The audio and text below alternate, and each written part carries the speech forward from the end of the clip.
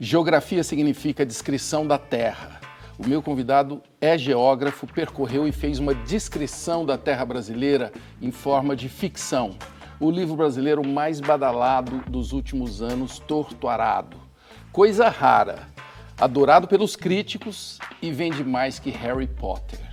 O autor está aqui no Provoca, seja bem-vindo, Itamar Vieira Júnior. Obrigado, Marcelo.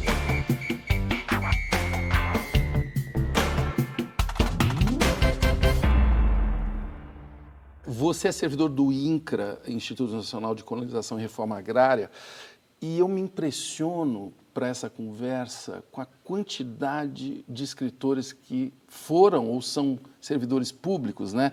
Mas assim, de Carlos Drummond a Graciliano, Machado de Assis, Guimarães Rosa, Cecília Meirelles, Lígia Fagundes Telles, Euclides da Cunha, é uma lista.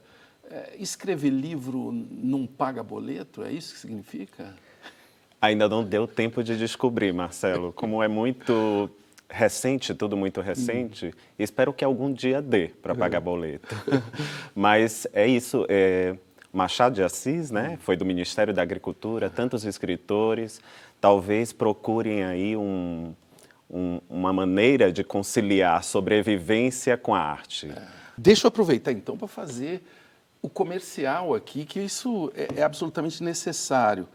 Eu falei do Torto Arado, que está aqui na minha mão, que é um livro bastante conhecido e que bateu Harry Potter em 2021, por exemplo, aqui no Brasil. Esse daqui é o mais recente do Itamar, Doramar ou A Odisseia, contos, histórias do Itamar Vieira Júnior. E tem um outro vindo aí que parece que estamos aí com expectativa. Não quero pressionar ele, daqui a pouco a gente fala desse outro também. Mas como essa divisão de entrar numa viagem de um livro desse e ter uma vida cotidiana batendo ponto? Para que eu tivesse tranquilidade para poder escrever, eu precisava ter um trabalho, né? Precisava me manter, até para que as horas vagas eu pudesse me dedicar àquilo com a intensidade, com a profundidade que eu queria. Trabalhar no INCRA, um órgão que me levava para campo, me levava para trabalhar com pessoas, né, com gente, conhecer esse Brasil em profundidade. Que uma coisa é ler os livros de história, outra coisa é você estar viver, lá, né, como estar geógrafo. E esse é o vetor, né, de Torto Arado, né? Sim. Essa sua imersão nesse Brasilzão é que te faz rever, inclusive, um texto que você já tinha escrito quando jovem, não é isso? Exatamente. Eu comecei a escrever essa história, era adolescente ainda, muito inspirado e influenciado pela literatura brasileira, por autores como José Lins do Rego, Graciliano Ramos, a Raquel de Queiroz, e também muito pelas memórias familiares, né? Meu pai foi criado no campo até os 15 anos, foi criado pelos avós, que eram agricultores. Viviam uma realidade muito parecida com a que é retratada no livro, mas essas coisas eram apenas memória, eu não tinha contato com o campo, ele já não voltava para lá. Você é um garoto nascido em Salvador, Nasci né? na cidade, fui criado no asfalto, ou seja, não era a minha realidade. E aí esse trabalho me levou para conhecer esse país em profundidade, né? E eu via que havia tanta potência, tanta força naquelas personagens que eu encontrava. Eu estou falando das personagens reais, Sim. não as fictícias do Sim. livro. Mas naquelas personagens que eu encontrava por esse Brasil imenso, que aí eu disse, não, isso aqui é arte pura, né? Literatura pura, é uma história épica, isso aqui merece ser contado.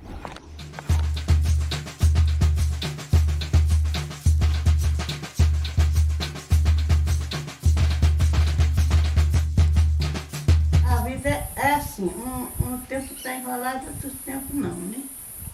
E a linha também é do mesmo jeito. Umas horas ela enrola, outras horas ela desembaraça.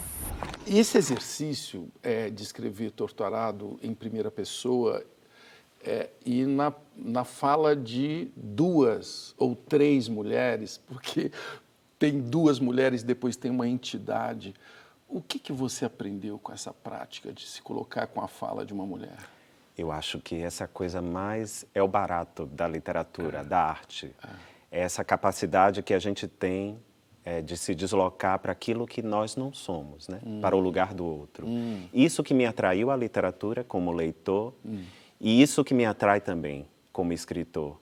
É essa possibilidade de viver a vida do outro, porque a minha vida não basta. E acho que a vida de nenhum leitor basta também, por isso ele lê histórias, lê livros. Né? Claro. E tem alguma coisa que você aprendeu enquanto narradora mulher? É um lugar difícil de estar, é um lugar pesado, um lugar muitas vezes de subalternidade. E isso, na mesma medida que é sufocante, é também um estímulo para a libertação, sabe? Acho que talvez sejam as lições que eu tenha tirado dessa experiência de escrita. Na chuva de confetes deixo a minha dor, na avenida deixei lá a pele preta e a minha voz, na avenida deixei lá a minha fala, a minha opinião, a minha casa, a minha solidão. A turma do politicamente correto não te perturbou com esse lugar de fala? E engraçado, vez ou outra surge essa pergunta sobre o lugar de fala. Eu gosto da ideia de lugar de fala para muitas instâncias da nossa vida social. É importante que a gente permita que as pessoas falem por si.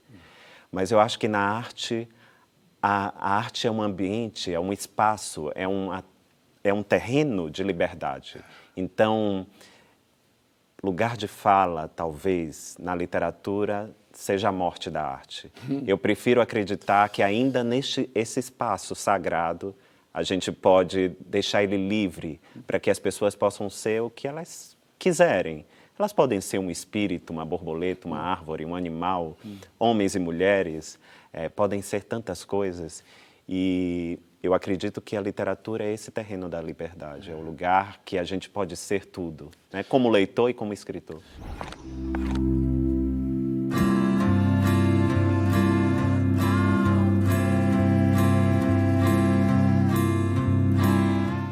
Você aborda temas muito difíceis, né, muito antigos no Brasil, de uma maneira simples. É esse daí que é o segredo que eu quero que você conte. Como faz isso? Eu nasci de uma família muito simples, muito humilde, e acho que... Mas era uma família que inspirava arte, sabe? Que inspirava essa maneira direta de se comunicar, uma maneira direta, mas não simplória de se comunicar. Sei. Porque o fato deles serem simples não quer dizer que eles não tenham pensamentos e ideias sofisticadas, né? Mas é essa maneira de se comunicar que me atrai. E essa é a força da literatura brasileira em múltiplos aspectos. Estamos falando aí de Guimarães Rosa, né?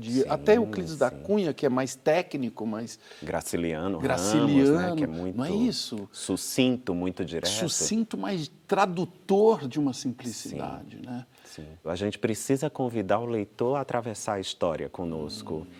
E precisamos ter isto em mente, de que ele precisa ter interesse de virar a página. É um mistério, mas é difícil entregar esse segredo mesmo. É algo que a gente só é capaz de descobrir com o tempo, Marcelo.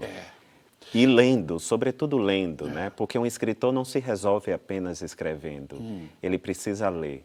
Quero 3 dicas de leitura de Itamar Vieira Júnior. Olha que luxo as dicas. Um livro que eu acho que é incontornável é Grande Sertão Veredas. É uma obra-prima da literatura universal, né? Nem da literatura brasileira. Ali, o Guimarães Rosa, ele recria um mundo de uma maneira tão forte, tão intensa. Muitas pessoas olham, pensam que ele está simplesmente mimetizando os falares, a vida, o cotidiano daquelas pessoas.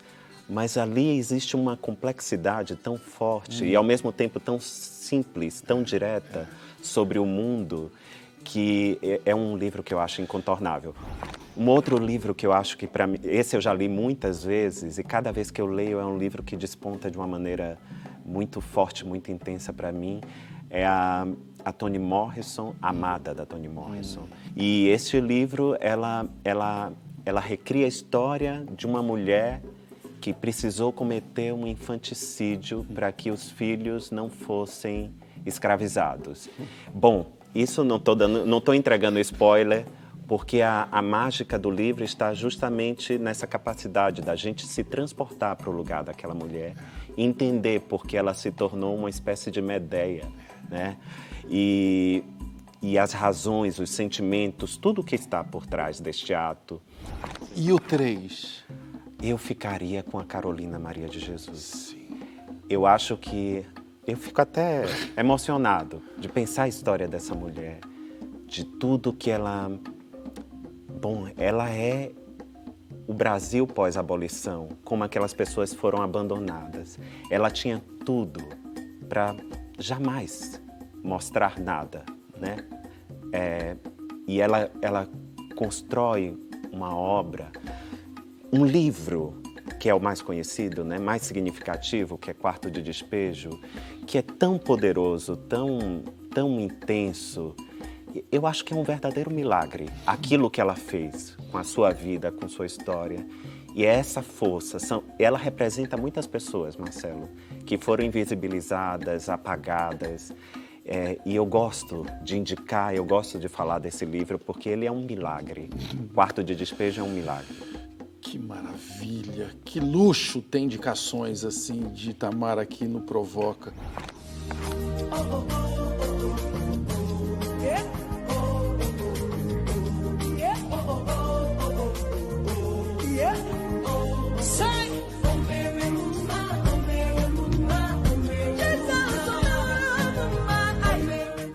Essa realidade mostrada no Torto Arado é de um Brasil de antes ou é atual? O que eu posso dizer é que é uma história sobre o Brasil pós-abolição.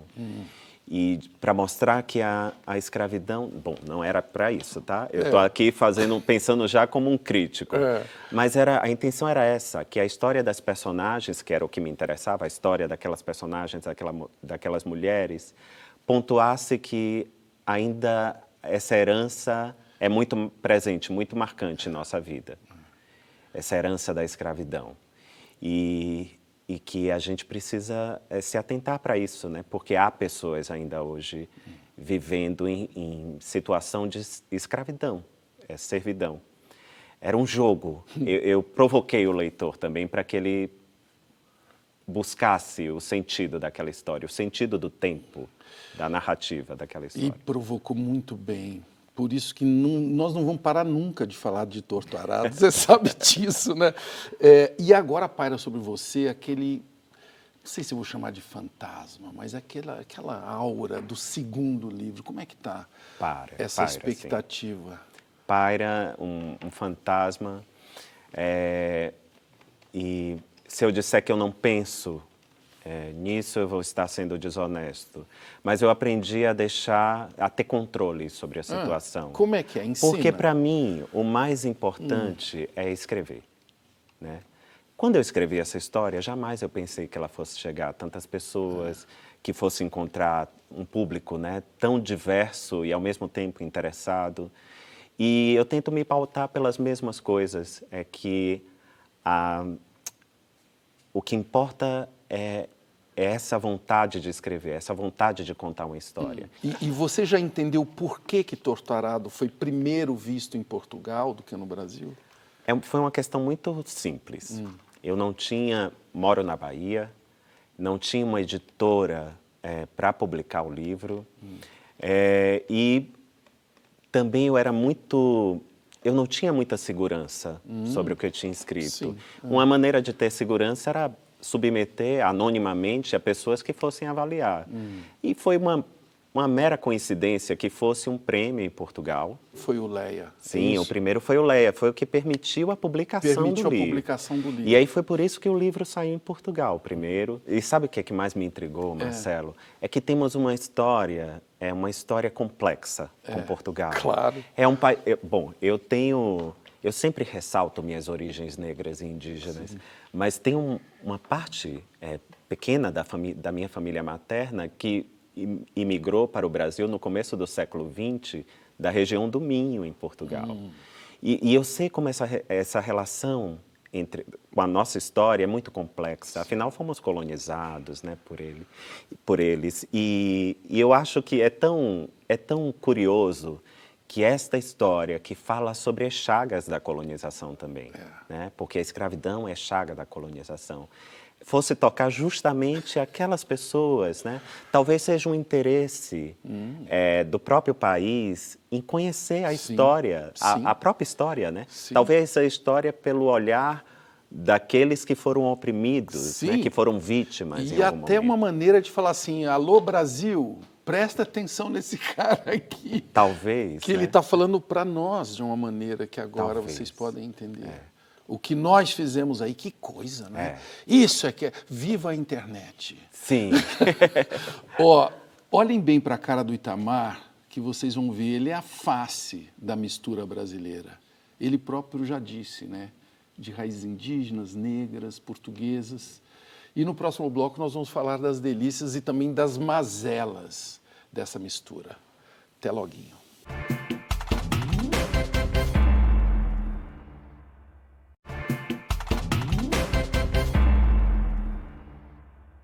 O poeta Olavo Bilac falava assim da mistura de raças no Brasil. Em nostalgias e paixões consistes, lasciva dor, beijo de 3 saudades, flor amorosa de 3 raças tristes. O meu convidado, o escritor Itamar Vieira Júnior, traz na face e na vida essa mistura.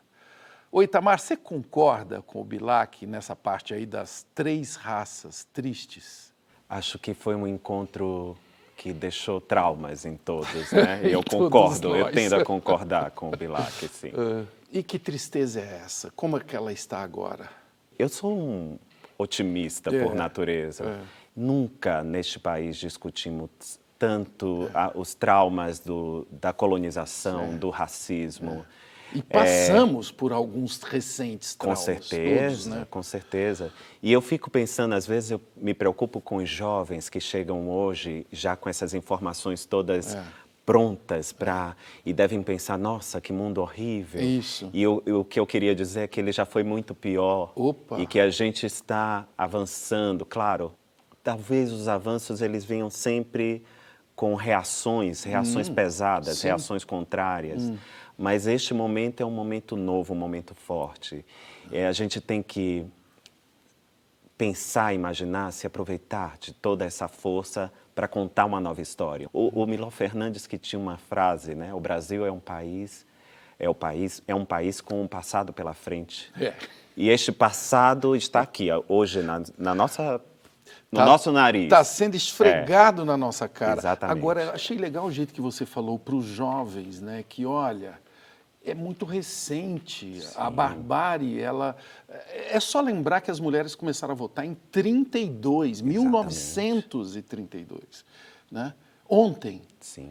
Então... É só lembrar que há pouco mais de 100 anos ainda existia escravos em grande quantidade no Brasil. Né? Oficialmente. Ou seja, havia um ranking de vida. Isso. Aqueles que dominavam e os que eram dominados. Precisamos ouvir a todos hoje, né? Para que a gente possa virar essa chave, ultrapassar esta desigualdade, né? Que nos lançou numa medida de vida que não é a mesma para todos. A gente sabe que as vidas negras, as vidas indígenas neste país ainda são mais frágeis, mais vulneráveis, né? Neste ranking, o que eu penso é num país mais democrático para todos, que possa acolher a todos. E se quiser saber pra onde eu vou, pra onde tenha sol, é pra lá que eu vou. Você acha que depois desse trauma de polarização, vamos conseguir ouvir até as pessoas que a gente estava desprezando até agora há pouco? Precisaremos criar este ambiente para escutar todos. Como que se faz isso? Eu não tenho uma resposta, Marcelo. Eu quero respostas. Mas eu gostaria muito que a gente tivesse essa capacidade de transpor diferenças. É claro que tudo tem um limite. Claro. Né? Qual é esse limite, Itamar? É quando a sua ideia, o que você defende, se revela uma barbárie para os valores humanos. Né? Quando o seu direito significa a supressão do direito do outro, aí encontramos um limite para a convivência. E a gente precisa transpor tudo isso. Precisamos pensar maneiras de conciliar interesses, né, de viver em sociedade. E eu imagino que essa história ainda será escrita, será construída por todos nós.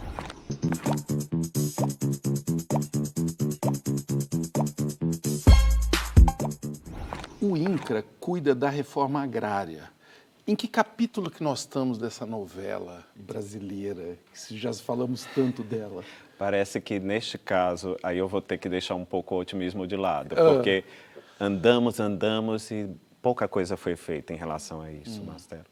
O Brasil é um país ainda de grande concentração fundiária, e isso é um problema para a nossa sociedade, né? Porque é um dos pilares da desigualdade. Quando se fala de reforma agrária, eu que venho de famílias que trabalharam na terra também, se pensa às vezes que uma pequena propriedade vai ser invadida, né? A reforma agrária vai tomar conta da minha terra. A Constituição já é bem clara em relação a isto. Precisa ser uma grande propriedade e ela precisa ter uma função social. Se ela não tem uma função social, ela é passível se ela não produz. Se ela não né? produz, ela é passível de desapropriação. Porque há interesse. Acho que há um interesse para a economia do país, há um interesse social para o país de realizar essa reforma agrária. Eu sempre vou para a questão da alimentar, né? E aí eu penso, vivemos um momento difícil no nosso país, um grande contingente de pessoas em insegurança alimentar, né? Há um número expressivo, são milhões e milhões de pessoas que passam fome todos os dias. E é muito curioso, porque se por um lado o Brasil depende de commodities, né, para a balança comercial, para a economia do país, exportar alimentos agrícolas para fora do país, o Brasil também precisa alimentar a sua população. Né? E aquilo que chega à nossa mesa, que nós consumimos, a horticultura, o arroz, o feijão, aquilo em grande parte é produzido por pequeno e médio agricultor. Então, a reforma agrária é crucial para a segurança alimentar do país. E a gente precisa, de uma vez por todas, levar isto a sério, porque nós não comemos commodities. Vamos fazer na casca do ovo a muda do tomate. A casca do ovo já é um adubo. Aqui você bota 2 sementinhas em cada uma. A hora que tiver com 5 folhinhas para você pôr na terra, você dá uma apertadinha nela, quebra e põe no lugar certo. Eu sei que você é um cara que cultiva plantas. Sim. Como eu sou da roça também.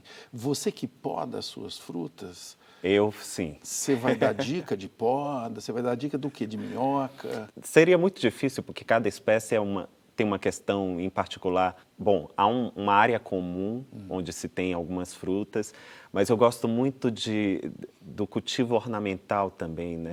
Daquilo de pensar que essa vida é interespécies, e isso inclui os vegetais também, é importante para a minha solidez, para a minha sobrevivência. Você tem algum namoro especial com alguma planta? Eu moro na Bahia, né? Então, desde criança, eu vejo muito hibiscos pela cidade, né? Chamamos de graxa lá. Graxa? É, graxa. E tem várias cores, várias cores. E aquilo é uma imagem, uma flor tropical que me remete àquele lugar em particular, né? A Bahia, ao sol. O sol, ela tem uma força, né? A umidade, uma alegria, né? Eu gosto.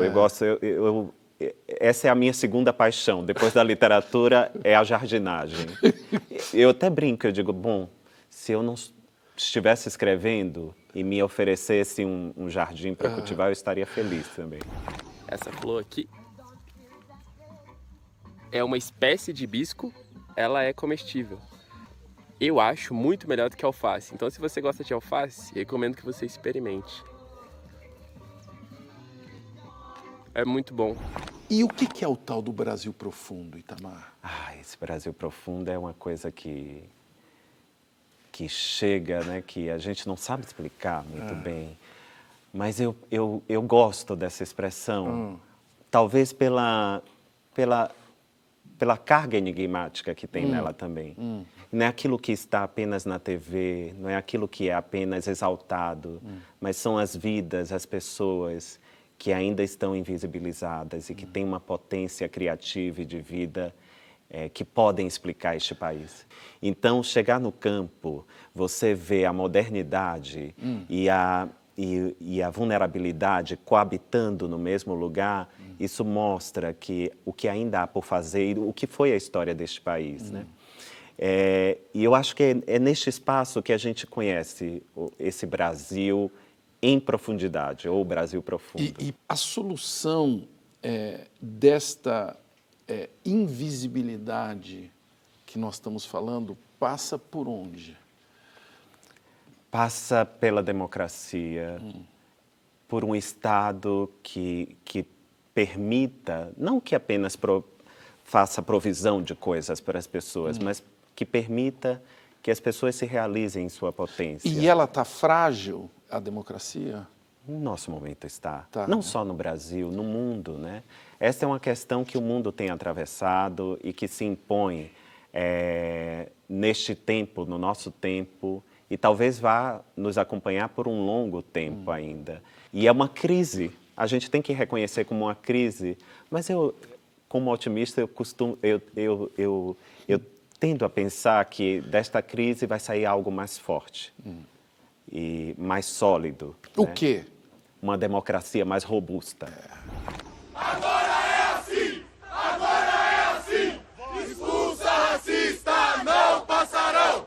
Expulsa racista, não passarão! Existe o mito da democracia racial, de brancos, pretos, indígenas vivendo em harmonia, junto e misturado. Qual é a sua versão dessa lenda? É bem, você disse, né? É um mito, é uma lenda. Isso havia um interesse de conciliar o país de uma maneira muito superficial, incutindo isto na educação das pessoas. E vai tocando que aí, era pessoal. uma democracia racial. E a gente sabe que não é. Né? Basta a gente olhar o que são os dados oficiais do Estado. A gente tem pessoas negras, pardas e indígenas numa base da pirâmide, em todos os sentidos, são os mais encarcerados, são aqueles que estão desempregados em maior quantidade, são os que recebem menores salários, são os que têm menos tempo de educação. Ou seja, isto não pode ser uma democracia racial. Tem uma escritora americana, Saidiya Hartman, que ela me apresentou um conceito que eu achei bem interessante, que é o conceito de sobrevida da escravidão. E eu ampliei, eu costumo pensar na sobrevida da colonização, porque estes assuntos deveriam estar no passado, porque fizeram parte do passado do país, mas nos legaram um ranking de vida que ainda vale nos nossos dias, né? Quem tem compaixão, por exemplo, quando invadem a Maré e aquela barbárie se instaura e é injustificável que tantas pessoas sejam mortas, feridas, né? Sejam Mortas, feridas, agredidas. sejam brutalizadas. É injustificável. Em nome de uma ocorrência né? policial que parece que é assim, não, eu estava atirando no bandido. Exato, eu estou fazendo a minha parte. E é isso, nós precisamos ter essa consciência, Marcelo, de que isso não é normal, não é natural. Né? Há algo errado. Isso mostra que a democracia racial é um mito, né? Porque a bala tem endereço e tem um corpo que ela chega, né? Não é qualquer corpo, é um corpo em específico. Então isso mostra que estamos distantes hoje ainda disto, mas estamos falando sobre isso, isso é importante. Estamos falando e filmando. Ao vivo, ó, o morador como é que tá aqui na casa de refém assustado. Olha lá, eles estão ali na porta, nós só quer se entregar. Tem morador aqui dentro! Viu, para de filmar não, hein? Fica aí, morador. Pelo amor de Deus! E eu acho que isso está também ajudando para que o país se eduque de Isso alguma forma. ajuda? Você Porque eu acha- acho que aqueles que defendem a opressão parece ser minoria. Ou que negam, né? Exatamente. Parece que o sentido humano, né, a capacidade que nós temos de trocar experiência, de sentir compaixão pelo outro, sentimos dor, sofremos por coisas parecidas, né? A capacidade de sofrer, ela é universal. Ela independe de onde você está. Ou seja, parece que ao reconhecer isto, de alguma maneira, a gente se educa e começa a refutar tudo isso, né? Dizer, não, isso aqui não está certo, né? Eu sinto que ele tenha sofrido isto. Ou seja, da mesma maneira que isso viraliza, né? Parece que as reações corroboram que esta prática é errada, que esta prática é criminosa, né? E isso, de alguma maneira, nos educa também. O que esperar do Brasil para 2023? É um Brasil que passou por tanta coisa, né, Marcelo? Vivemos uma pandemia que deixou um grande trauma, quase 700 mil pessoas mortas, né?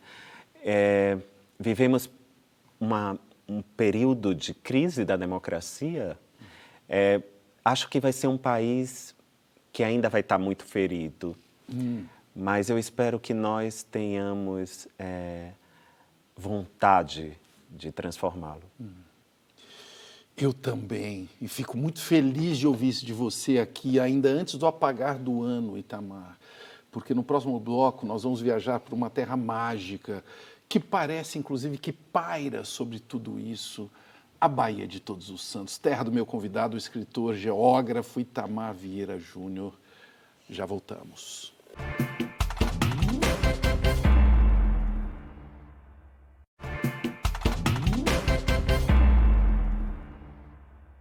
Gregório de Matos, poeta barroco do século XVII, ficou mais conhecido pela sátira que lhe rendeu o apelido Boca do Inferno.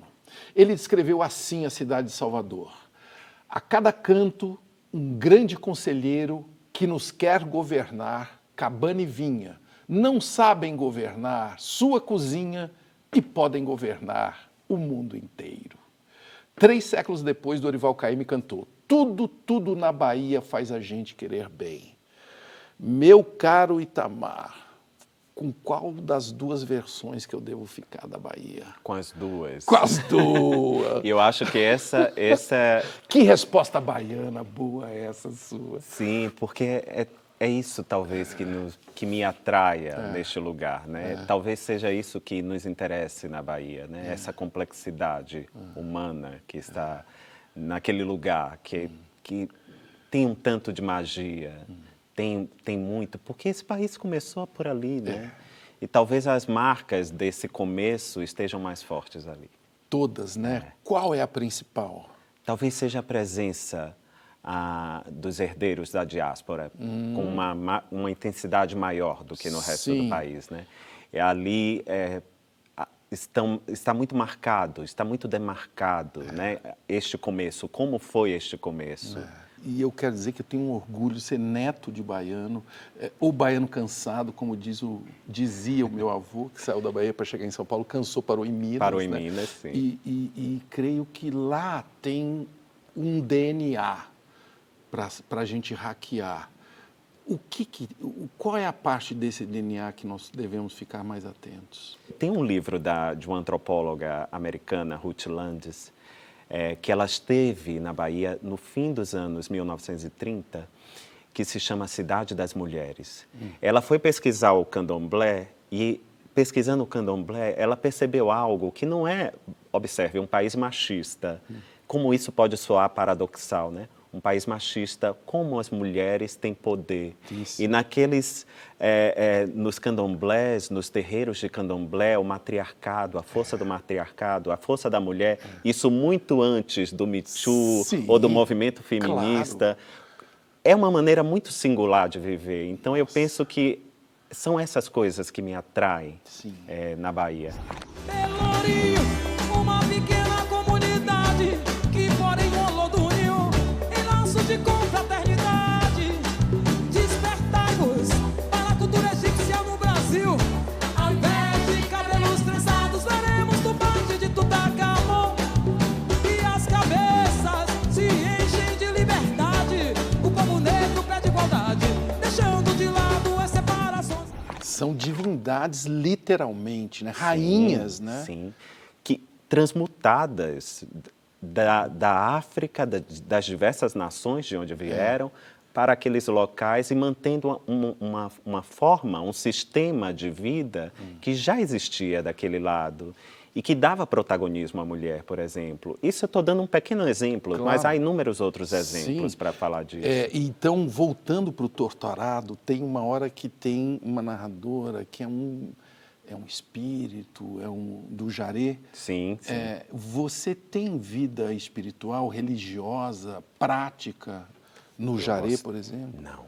Eu conheço o Jaré, mas a minha curiosidade era muito movida para entender aquele sistema de crenças que também era um sistema de solidariedade.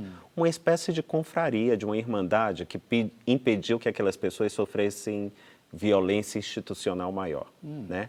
Dos senhores de fazenda, do próprio racismo, do Estado. Eu gostaria de ser uma pessoa religiosa. Eu acho que há uma certa beleza na fé, na crença. A minha fé e minhas crenças estão em outro plano. Estão mas onde?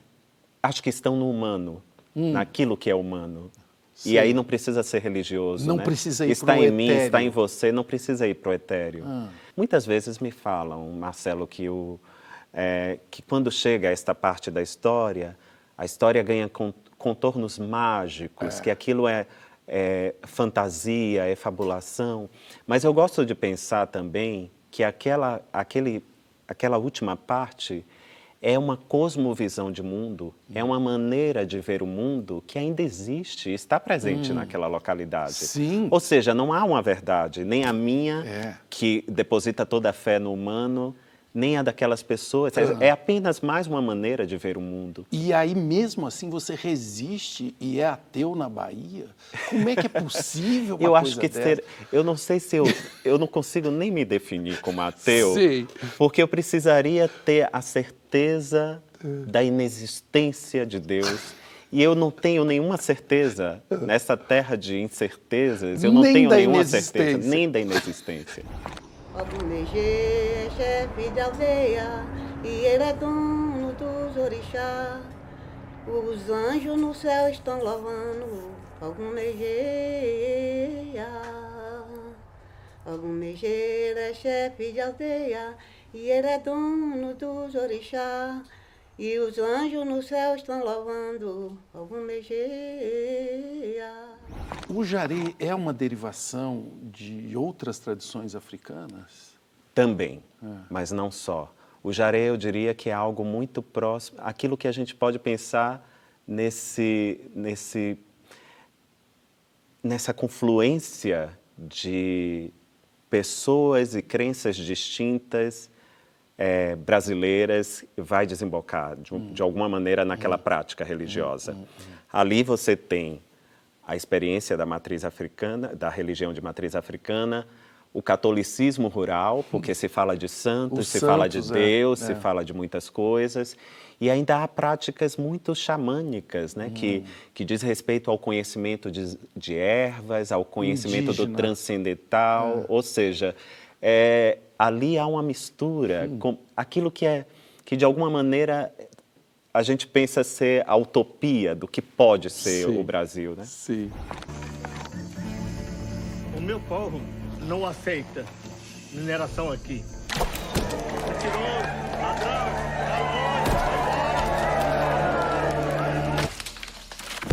Eu falei que esse livro surgiu na sua adolescência, o Torturado, e a sua mãe uma vez chegou a pegar os escritos e ficou preocupada com esse destino, não foi isso? Não. Ficou. Não foi bem esta história, foi um pouco antes. Já eu comecei outros escritos. eu comecei a escrever muito cedo. Com quantos? Eu não tenho uma lembrança exata, mas com 7, 8 anos eu já estava alfabetizado e já lia. Guardando os escritos. E eu escrevia coisas muito curtas, né? Escrevia e guardava, mas eram sempre histórias de ficção, fabulando, imaginando. E uma vez minha mãe encontrou no guarda-roupa guardado. Ficou um tanto decepcionada, porque aquelas histórias, não pelo que eu estava, não pelo que estava escrito ali, mas ela achava que era perda de tempo. Pessoas como nós precisávamos estudar para ter uma profissão, professor, qualquer espécie de trabalho, mas escritor não existia no nosso Não vai meio. dar né? em nada, Então, meu filho. É exato. E ela chegou a verbalizar isso? Verbalizou uma única vez. E eu fiquei Como? tão... O que ela falou? Você está fazendo isso, está escrevendo isso, você deveria estar estudando, cuidando das suas coisas. E aquilo me dividiu. Ali eu tive uma vida dividida, a partir dali. Parece que agora essa vida está se encontrando. Minha jangada vai sair pro mar. Vou trabalhar, meu bem querer. Se Deus quiser, quando eu voltar do mar, um peixe bom eu vou trazer. Nada é muito simples, Claro. né? Na mesma medida que minha mãe ela teve esse ímpeto, eu lembro que quando eu tinha 11 anos, ela e meu pai, com muito sacrifício, fizeram um crediário e me deram uma máquina de escrever. Olha só. Uma Olivetti Lettera 82. Nossa, que chique, né? Teve um dia que ela entendeu e falou, não, esse cara é um escritor, estava aqui dentro. Engraçado. Quando eu recebi o telefonema de Portugal dizendo que o livro tinha sido vencedor, era algo importante. Tinha um prêmio em dinheiro. E aí eu contei, a primeira pessoa que eu quis contar era ela, né? Claro. Compartilhar, olha, o que você fez. E ela disse, mas você tem certeza que não é um trote? Foi a primeira reação. Foi a primeira reação. Eu disse, só poderia ser a minha mãe pensando desse jeito, Que né? maravilha, né? Você já foi à Bahia, nega? Não? Então vá. Você já foi à Bahia, nega? Não? Então vá. Quem vai é bom fim, minha nega. Nunca mais que voltar. Muita sorte teve, muita sorte tem, muita sorte terá. Você já foi à Bahia, nega? Não? Então vá. Escritor ocupado, famoso, tem tempo para o amor? Essa é uma provocação. Eu descobri que não tem tempo. Não. Pelo menos neste momento em que ainda tragédia. preciso me dividir em muitas coisas, mas não tem tempo. Deus, mas que notícia é essa? triste, né? Muito. Mas eu tenho esperança de que isso se resolva Ou isso também. é um recado para todo mundo? Ó, atenção, estou ocupado com os meus afazeres. Essa parte é a mais difícil. Vamos voltar a falar sobre o livro. Vamos, mas olha aqui, olha o que chegou aqui. Olha o que chegou. Jeff, Itamar Vieira Juno faz muito meu tipo. Eu tenho a impressão que a gente pode ter uma fé em algum momento desta vida. Assim eu vou ficar envergonhado. Aí, talvez aí que ele se apaixone mais. Isso acontece muito, Itamar, de você receber cantada, digamos acontece, assim? Acontece. Com alguma hoje com mais frequência do que antes. Como que você lida? Eu acho divertido, né? É interessante, é engraçado. E, ao mesmo tempo, me faz eu me sentir vivo também, né? Afinal, estou aqui. Claro. Né? E as pessoas são capazes de transmitir de verbalizar, sentimentos. de falar, de né? verbalizar. Acho isso poderoso, né? É isso que me faz viver também. Poxa, agora que você não vai ter sossego. A dedicatória de Torturado é curta e grossa ao meu pai. Ele partiu faz pouco tempo. Quem era Itamar Vieira? Era um homem complexo, um homem que de alguma maneira representava, este personagem que eu estou escrevendo e que sempre talvez eu esteja escrevendo, que foi subalternizado de inúmeras maneiras também, pela vida, pela história que eu falo, pela história com H maiúsculo, né? De nascer, de crescer numa comunidade afro-indígena, uma comunidade que vivia com resquícios coloniais ainda muito, muito fortes, muito presentes, e que enfrentou toda sorte de dificuldade, tentou se ajustar ao mundo, e acho que talvez não tenha conseguido. E talvez por isso essa história também seja dedicada a ele, porque hoje, eu penso, né, já com alguma idade, que talvez essa seja a história que eu preciso escrever, sempre, sempre voltar a ela, voltar a esta vida, que foi a vida dele. Que coisa linda, porque você volta a essa história em vozes femininas, né? Sim. Que coisa doida, né, Itamar? É mais complexo do que a gente pensa. E ao mesmo tempo é ele, né? A história dele Sim, e é a sua, sim, eu imagino. de não é? alguma maneira. Mesmo que eu não tenha vivido aquilo, acho que parte dessa dor, dessa aflição foi transmitida de inúmeras formas, né? Sim. Até no meu corpo, nas Sim. coisas que ele sentia, que eu sinto. E é a minha história, né? De alguma forma é a minha história, foi dali que eu vi. Mesmo que não tenha vivido aquela história, então ela é definitiva em minha vida. Você tem a memória mais antiga da sua infância? Você tem uma imagem? Uma imagem... Eu vou falar uma coisa, mas vai parecer uma bobagem. A imagem mais antiga, acho que eu debaixo de uma mesa, me escondendo de minha mãe. Vendo só as perninhas. Só as pernas, assistindo, ela me procurando como um espectador. E você estava se escondendo do quê? Dela me procurando. Eu não queria que ela me encontrasse. Eu só queria observar ela procurando. Você queria observar ela te procurando. Talvez para ver se ela iria desistir de me procurar. E aí tivesse algum sentimento de negligência, mas não, ela continuou a procurar até me encontrar. Ou de desistência. Ou de e não desistência, teve, né? pois é. Essa tem que estar no filme, hein? Um dia, quem sabe não vira literatura. Abandonado na Bahia, capitão de areia, capitão de areia, capitão de areia. Abandonado na Bahia, capitão de areia. Existe um processo de encontrar a identidade? Essa é a dúvida mais difícil que eu tenho, assim. Como você descobrir quem é você e ser quem você é? Essa pergunta me deixou sem palavras. Talvez eu não tenha resposta para ela. Mas eu penso... Bom, eu poderia falar sobre identidade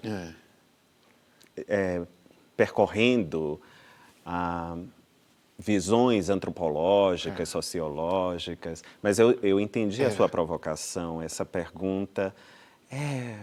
Acho que a gente não tem resposta para algumas coisas.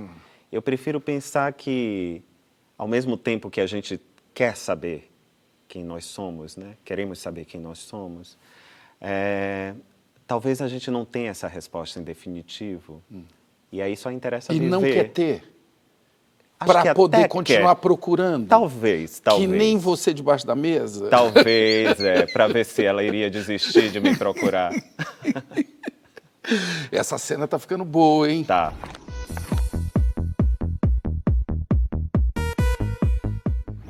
Como que você quer ser lembrado, Itamar? Acho que projetar alguma imagem, alguma lembrança que as pessoas devam ter, acho que nunca fez parte da... Parece mentira, né? O que eu estou dizendo. Até porque todos nós, de alguma maneira, carregamos na gente, em nós, esse senso de imortalidade, eternidade. E parece que projetamos isso naquilo que fazemos, né?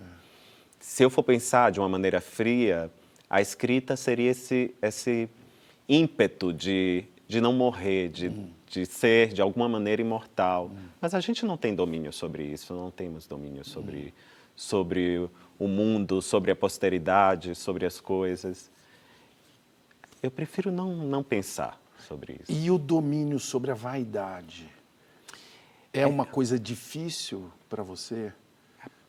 Por incrível que pareça, não é difícil. Até porque, para mim, ter vaidade é algo que, se eu nem devo ter algum nível de vaidade, mas se fosse uma vaidade muito demarcada, muito tóxica, eu ficaria envergonhado. Eu costumo ficar envergonhado até de realizações. Como eu não ficaria envergonhado da vaidade, né? Eu percebo que essa coisa do envergonhado é um charme também, não é? É. Não é? Não sei. Estou perguntando, tá? Da timidez, da vergonha. Porque tem grandes tímidos charmosos, né? Inclusive no cinema, né? Pessoas extremamente tímidas. Marlon Brando, né? Bom, quando ele estava atuando, não dava pra gente perceber muito que ele era um cara tímido. É a arte, né? Sim. É ser o de outro. também interpretar. Né? Your eyes are the eyes of a woman in love, and oh, how they give you away. Tem um momento que quando eu vejo você agora falando sobre mim e fazendo essas provocações, e eu me pergunto depois, será que sou eu mesmo ou todos nós projetamos no outro um personagem que percebemos sobre ele? Você interpretou muito aqui hoje? Você me provocou. Eu fiz quase uma... Vou precisar passar horas na lista para resolver isso depois. Eu fico muito feliz de ter provocado isso. Então, Itamar Vieira Júnior, me diga então, o que é a vida? A vida não basta.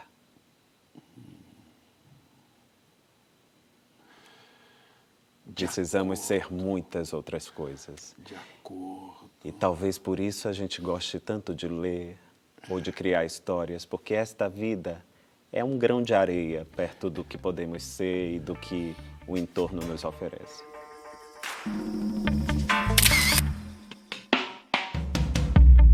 Itamar Vieira Júnior, é só você que vai poder me responder uma coisa. ACM Neto é pardo? Com certeza não. E é isso, é tão interessante. Para você ser algo, você precisa ser lido como isto. Não importa apenas o que você autodeclara ou autodetermina. A sua história precisa te dizer isso e você precisa ser lido pelas pessoas, pelos seus pares como tal. ACM, pense nisso.